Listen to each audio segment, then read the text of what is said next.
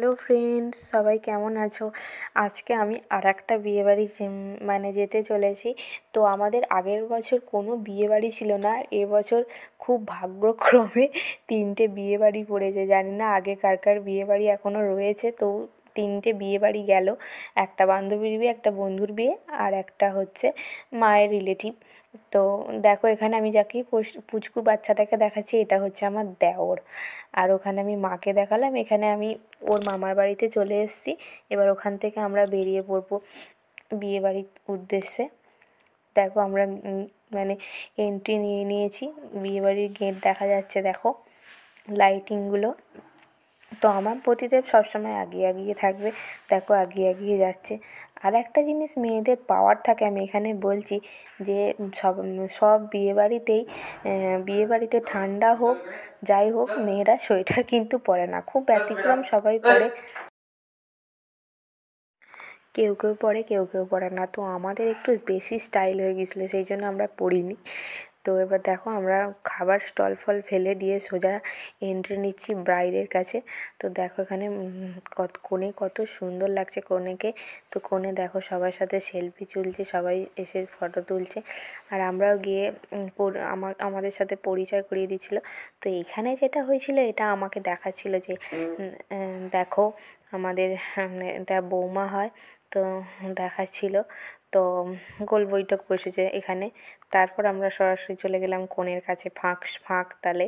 তো এবার এখানে দেখো কনেকে ঘিরে দিয়েছি যাতে কনে আর কারোর সাথে না কথা বলতে পারে। তো কনের সাথে পরিচয় শেষ করার পর আমরা সিঁড়ি দিয়ে আস্তে আস্তে নেমে যাচ্ছি আমাদের গন্তব্যস্থলে, আর কি পকোড়া স্টলে।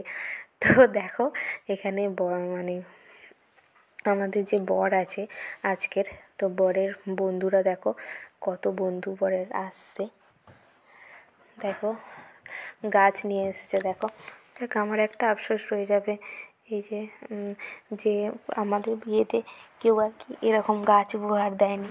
তো কি ভালো লাগছিল দেখতে যে একটা গোলাপ গাছ নিয়ে যাচ্ছে। আর শীতকালে তো গোলাপ গাছ দেওয়া মানে সত্যি, গোলাপ গাছ দিলে তো খুব ফুলও হবে। তো দেখো এখানে আমরা ফুলসজ্জার খাটটা দেখিয়ে দিচ্ছি।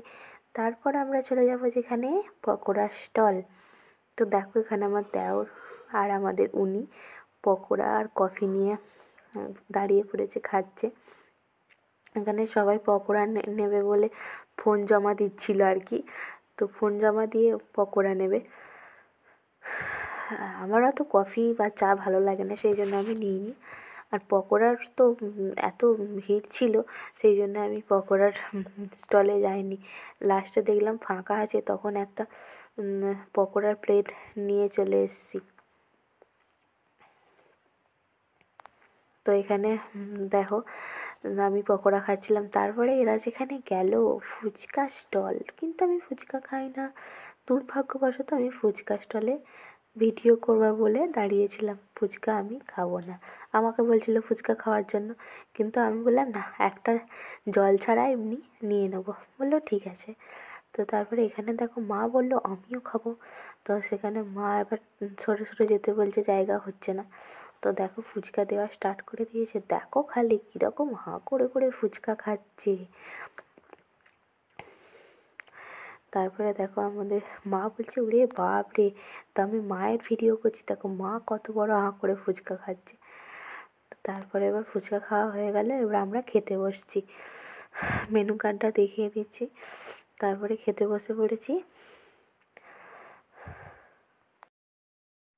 এখানে দেখো নান দিয়ে দিয়েছে, স্যালাড দিয়েছে, আর দেখো দিয়েছে, যেগুলো দিচ্ছে খাচ্ছি। তো আমি অ্যাট লাস্ট ভিডিও করার জন্য ফোনটা রাখলাম। তো পোলাও দিয়েছে, আমি মাংস যে আলুর আইটেমটা করেছিল সেই দিয়েই খাচ্ছি। দেখো খাচ্ছিলাম আর বলছিলাম এটা কি ওটা কি, অল্প অল্প দিতে।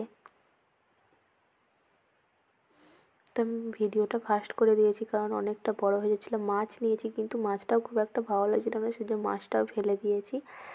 তো এখানে দেখো লাস্টে চাটনি পাঁপড় দিয়ে দিয়েছে। আর এই যে আইসক্রিম খেতে খেতে আমাদের ছুটি পড়া দেওরটা দেখো কত সুন্দর নাচছে। তো তারপরে আমরা বাড়ি চলে এসেছিলাম। তাহলে এই ছিল আজকের ব্লগ। ভিডিওটা ভালো লাগলে লাইক, সাবস্ক্রাইব অ্যান্ড ফলো করে দিও। টাটা।